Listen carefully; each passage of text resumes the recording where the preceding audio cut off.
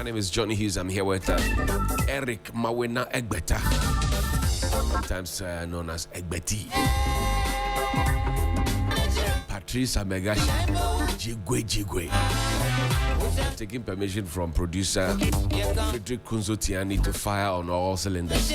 That's exactly what we're going to do by serving you breakfast this morning on your Urban Lifestyle Radio. We're also live on Kesman 107.1 in Tamale and beyond. We're also on 3news.com. You go on www.3news.com. You are sure to find and listen to us and share your thoughts and comments with us. We're also live on Facebook at 3FM927, on X and on Instagram. I have two big things on our plates this morning. We'll be talking about the fallouts from the 2026 budget review that was presented sometime last week. We'll take a look at the Deputy Attorney General firing back at Dennis Miracles Abuaji. It was picked up by the Yoko. Dennis Abuaji said, well, I was never questioned about the 55 million CDs that they are complaining about and talking about and screaming about. He says, must we tell the public everything? We'll see you in court. Don't worry. We'll get into those conversations. I saw some news here. The front pages of the dailies. We have sports and all the conversations in between. So welcome. Today, hopefully, we'll talk about money without borrowing. Hopefully, we'll get to talk about traffic without crying. And maybe we'll get to talk about street lights and traffic lights that are not functional without shouting. I won't shout it. Good morning and welcome. Thank you very much indeed for choosing us. We're always happy to have you around. Good morning, gentlemen. Good morning, good morning, good morning. Good morning. Obake. Obake. Wezo. Akwaba. Amaraba. We're good to have you. Good to have you. I know it in about 3 languages. Really? Wezo, Akwaba, Obake. The K is nasalized. Obake. Don't say Obake. Obake. Obake is a sweet one. Yeah, Obake.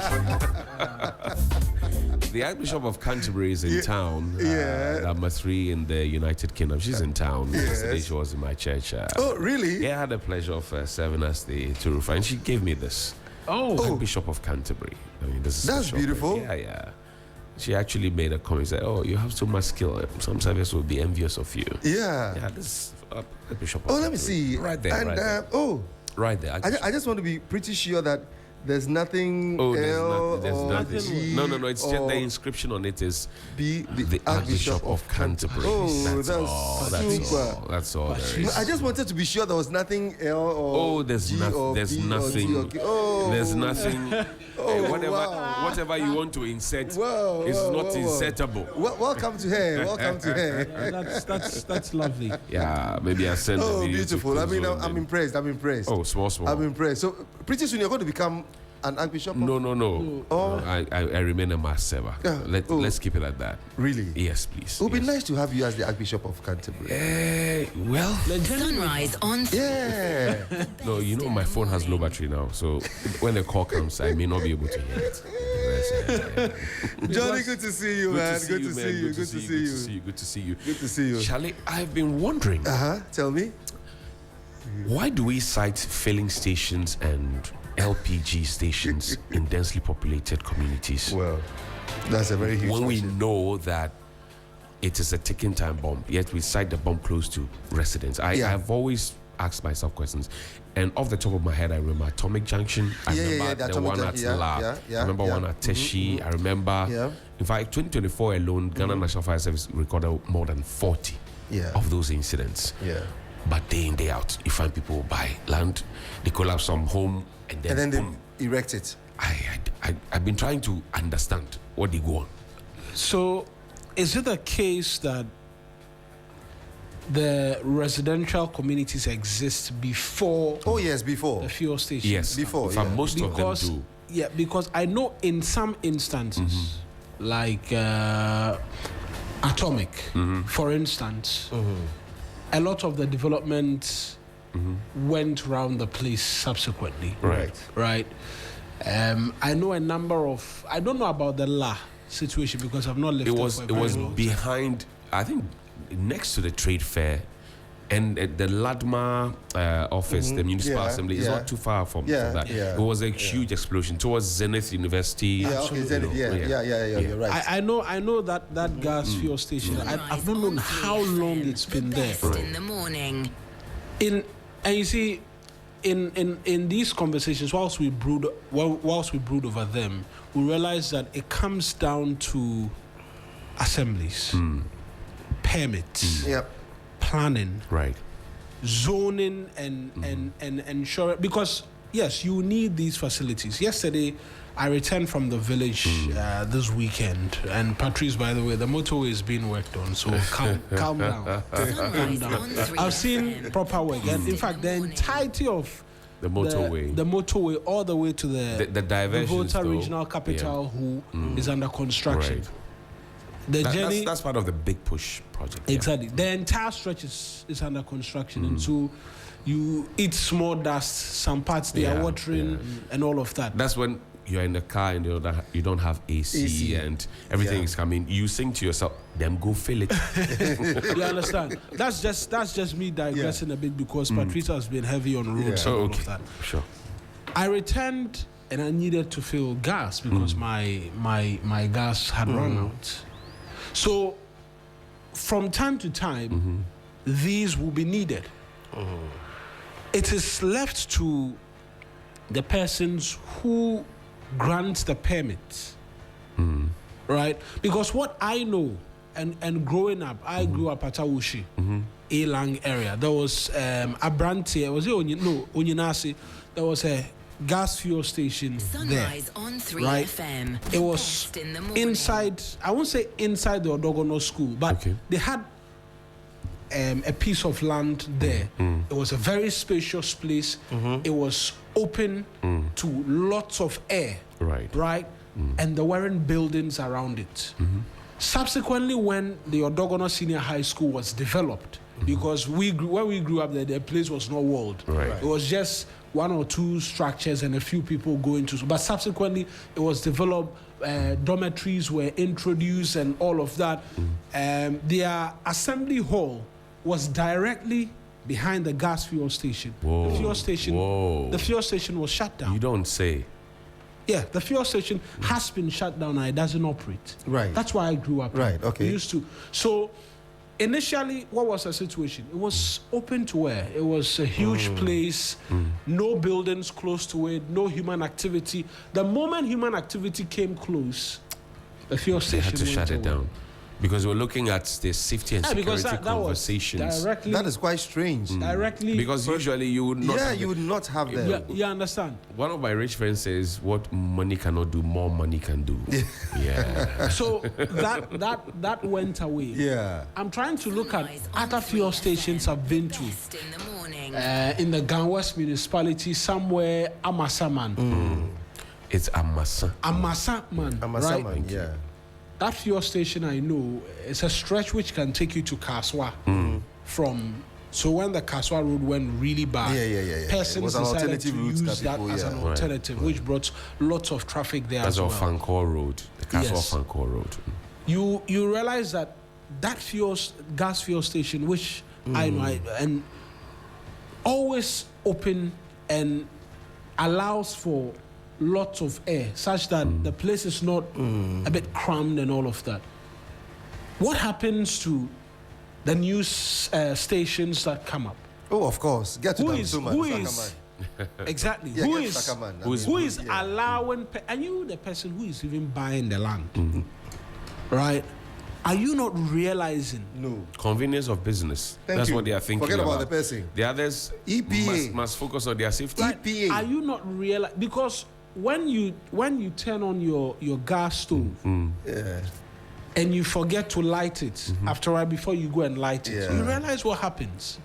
The pungent smell that comes. Not the pungent and even smell. the explosion. Yes, the flame that Okay. catches suddenly before it goes into. Oh, that one. Into Okay, the that bed. one. Gas Right, off, okay.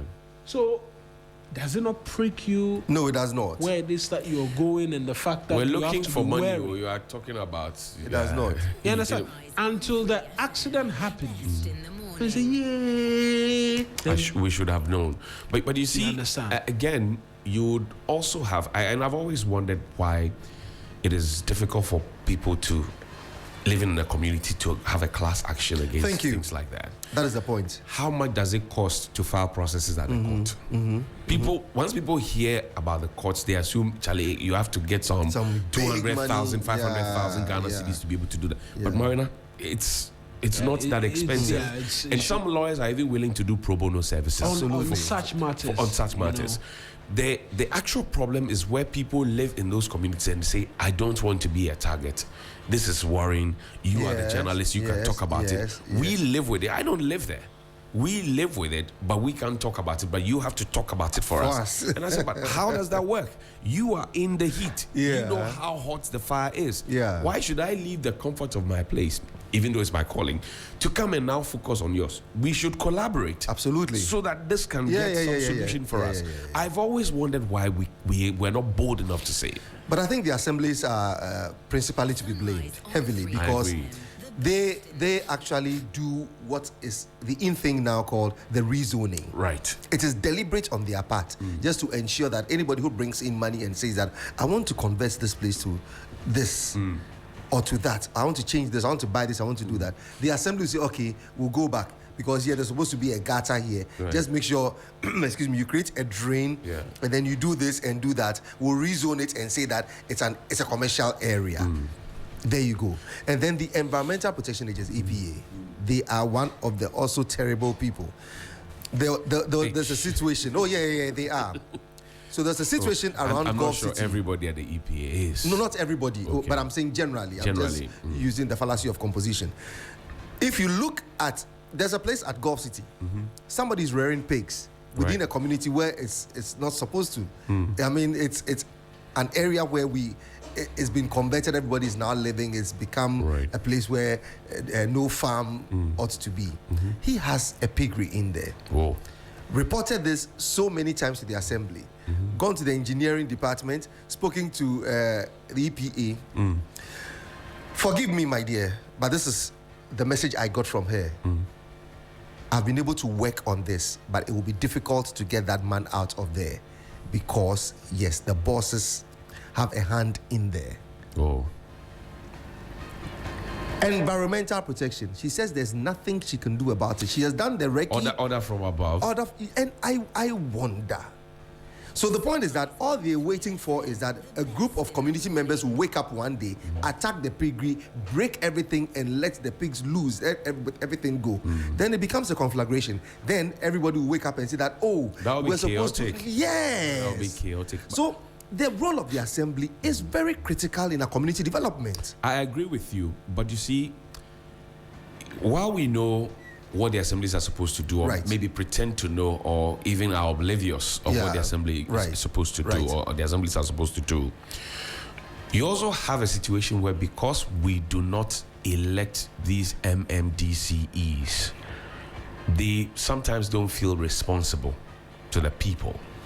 So you find the fact that they take property rate, business operation permits, market tolls, whatever it is, the people who live in communities, if you go to the Dansoma situation that you referenced, if you go to the Teshi, the La areas that you talk about, they're always focusing on the member of parliament. But that's not the MP's job.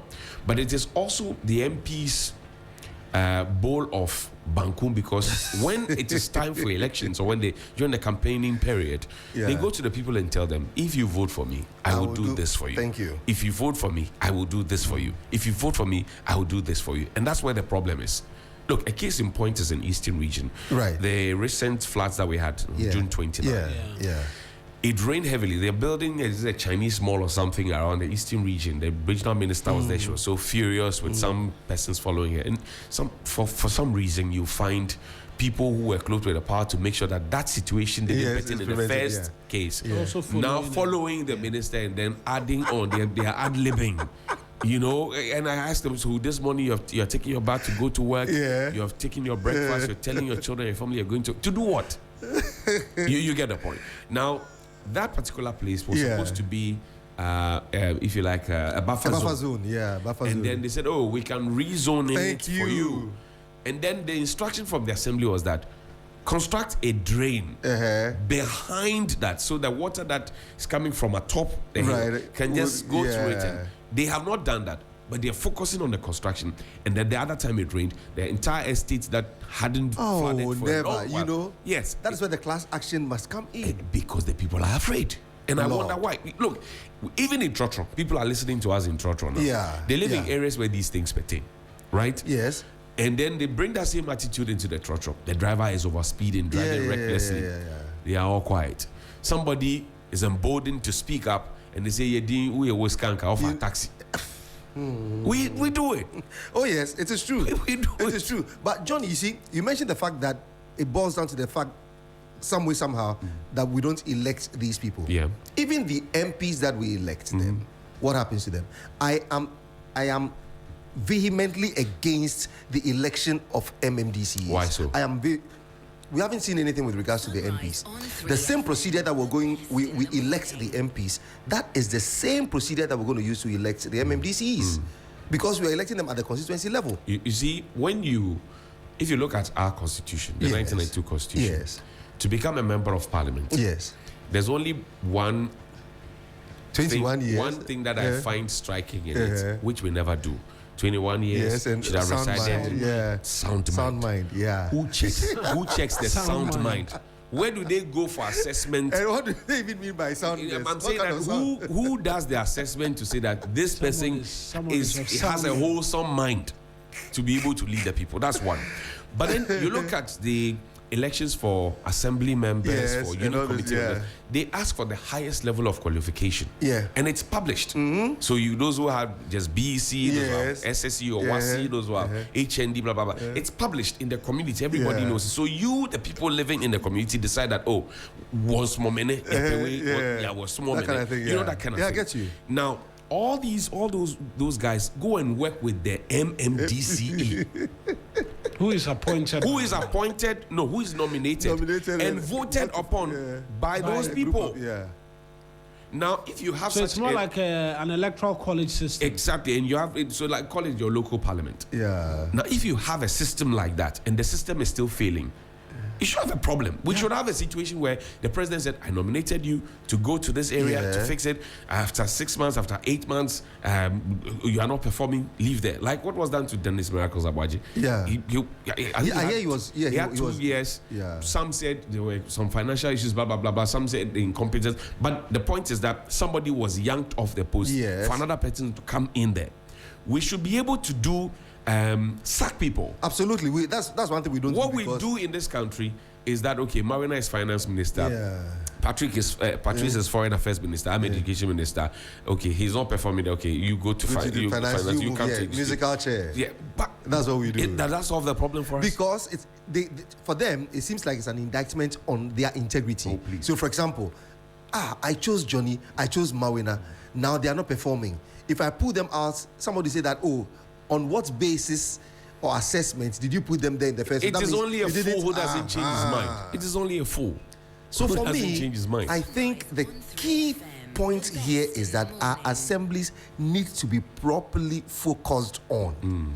The qualification to be there, I keep saying, either engineering background or special development or community development background, something that is related to but the assemblies have all these departments. Exactly. Those are the departments, but the heads who do not understand it, like we say a 21-year-old should go and be an MP. I have spent 12 years becoming a neurosurgeon. I've spent 7 years becoming an architect. I've spent 7 years being an engineer. Spent 5 to 7 years becoming a lawyer and all that. You are just 21 years with no exposure. You haven't completed university, remember? Then you'd come out and be an MP and you are going to enact laws on behalf of somebody who has spent all those years in school. Well, I may disagree with the age conversation. I disagree with it absolutely. I would disagree with the age conversation. 21 years, no. The age of the wisdom of Solomon has nothing to do with the age of Methuselah. Well, so they say. Well, but it's quite white. But my point is, at 21, you are not exposed. You haven't completed university. Okay. So even you don't have a first degree. So if you are not exposed to something, how do you speak to it? Okay, that's a fair point to make. What I'm going to say is the age conversation, if we're being very realistic, since the inception of the Fourth Republican dispensation, how many 21, 22 years old? I think roughly off the top of my head, one. I think two of them also, yeah. Right? So it never really comes down to the age requirement. Right. And if we're being honest, the business of Parliament has been about laws anyways. That's right. Yes. Right? It's been That it's is been the about, primary business of Parliament. Yes, that's pretty much. Making laws, protecting the public purse. Yeah. Because they must give approvals for loans, expenditure, call it what. That is the business of Parliament. Yeah. What, in terms of the conversation surrounding our assemblies, is as much as there are engineers, resident town planners, and all of that, who is heading these institutions?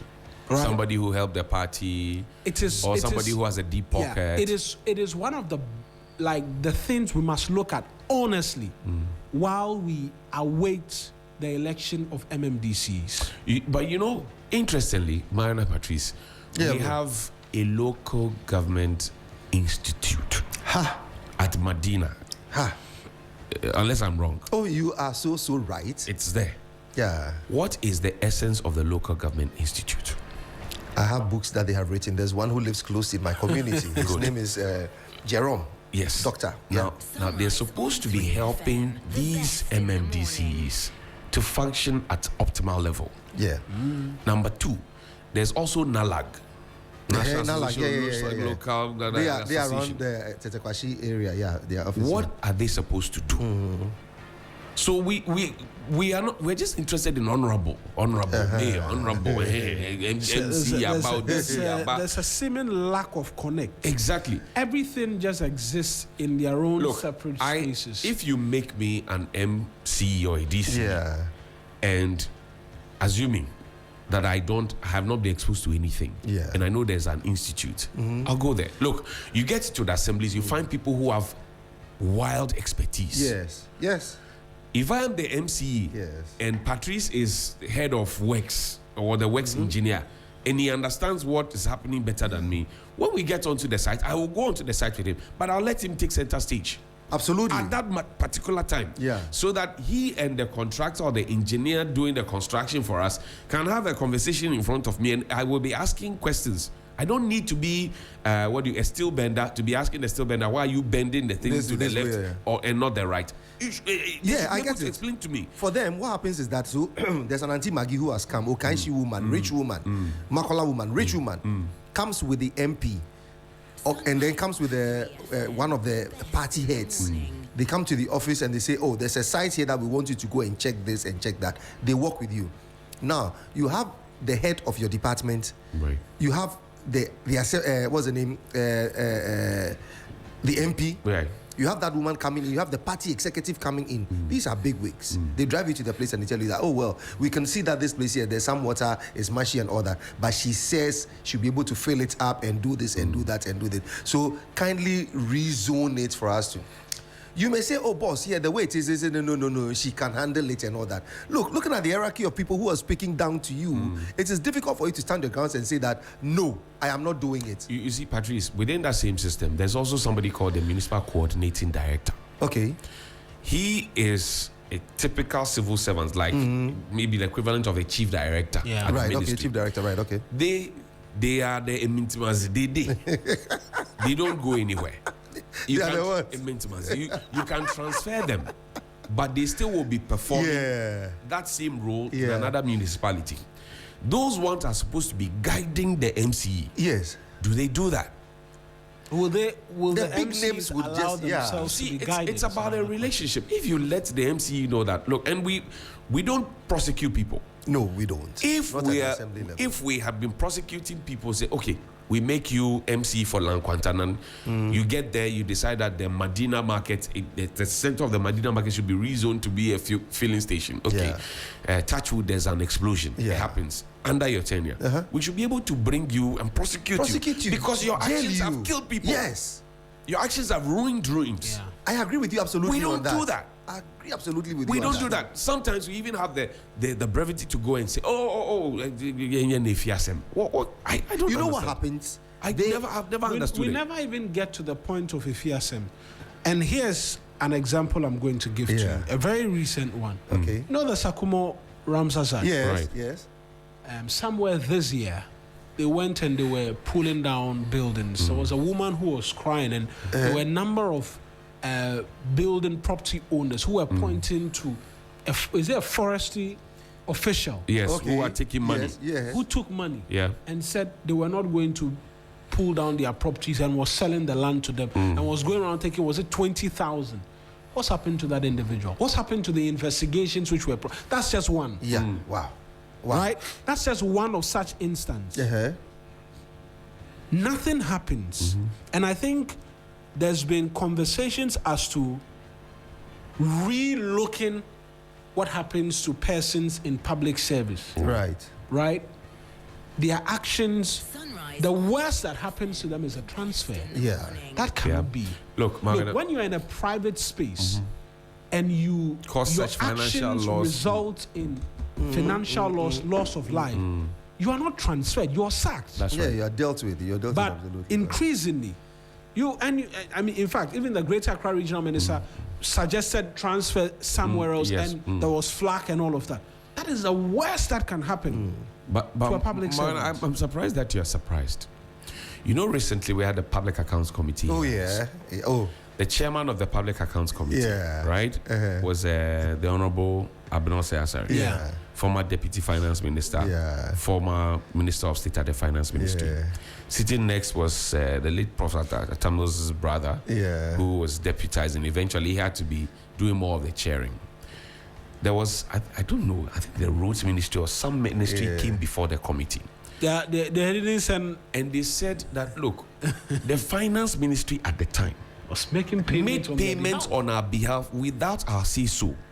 And the person who was Minister of State at the Finance Ministry was the one who was in the chair and asking the question. And this is the report of her stewardship. If I were at Tamils, I would have asked the clerk to swear the woman in there and then and ask her, Madam, why did you make payments without the say-so of these people? Right. But you have brought the poor civil servants to come and sit on national TV and you are screaming in their faces when you are supposed to be answering the questions that you're asking them. So the answers that we pretend to be looking for, we already know. We already know the answers. Look, Public Account Committee, the answers they are looking for, it is sitting in Parliament. Dr. Amin Adam, is he not in Parliament? Yeah, he's there. Former Finance Minister. Exactly. Dr. Stephen Amwa, is he not in Parliament? Deputy Finance Minister is there. He's there. Is he not in Parliament? They are all there. Why are you wasting everybody's time? You see, it's just a charade. Why are you wasting everybody's time? It's just a charade. We just put it out there. The assemblies have something they tell you. When you go reporting about a structure that is sitting somewhere illegally, they tell you, oh, we've given them a temporary permits to stay there. Get to the 18 junction. Right. The Bonteman 18 junction. There's a car dealership over there with so beautiful. The guy has really decorated the place. The place looks good. And I'm asking, it's next to the Belacqua new structure. And I ask myself, so is that structure going to be taken? He say yes. We're giving the person temporary permits. But if you see how the guy has been able to, he's there to stay. Yes. So gradually, and that's what car dealers are now doing. They come to a place. I just saw it at what's the name on the motorway, Community 12 Junction, close to the Tata, where the Tata and the Fiat company. Right. The guys just brought cutlass, and then they just cut the weeds over there and there's some little shrubs or something, and then they've started parking cars there. So if you go to Temaride now, along the 12 stretch, there are carports over there. Pretty soon they bring chipping and come and put the chipping there, and then put some poles in between, fence it, and then put a container, and then use a little cement around. Then they raise it, and then Yes. What the Lord has done for me. That is what they are doing, and it's on the bypass, the Legon bypass. It's also a terrible place now that the car dealers are just putting cars anywhere. Look, I tell you, the country is a dead country. People don't believe it. When I tell people it's that a dead Ghana country. is a crime scene, the whole country. It's a dead country. It's a crime scene. Nothing is working. We are not dead yet. Oh, we are dead. It's a crime scene. Oh, we are dead. On that My score, Jamaicans will say, "Oh, we is dead. a dead man." We Wow. dead. Let's check out what's on the front pages of the dailies. It's 2 minutes to the top of the hour. 7 here on Sunrise on 3FM 92.7. Also live on Kesmi 107.1 in Tamale and beyond. We're also on 3news.com and on Facebook at 3FM 927. You can share your thoughts and comments with us. This is the best breakfast show you can find anywhere in the world. And thank you for tuning in. 3FM Sunrise.